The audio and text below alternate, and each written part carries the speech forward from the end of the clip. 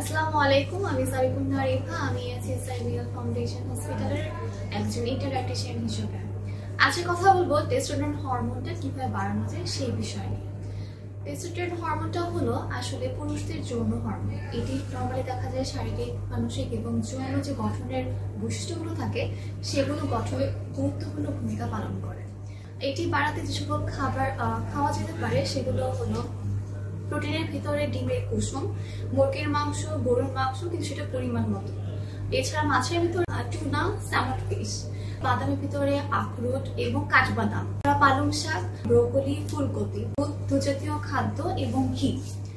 আর যে সকল খাবার এক্ষেত্রে আমরা অ্যাভয়েড করব সেগুলো হলো process food, extra sugar, fast food, তারপর ট্রান্সফ্যাট, অ্যালকোহল জাতীয় খাবারগুলো আমরা সম্পূর্ণভাবে পরিহার করব।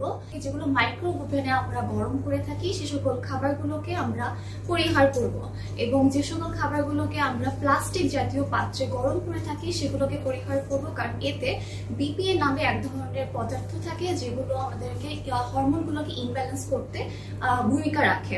তো আজকে এই পর্যন্তই। সবাই ভালো থাকবেন। ধন্যবাদ সবাইকে।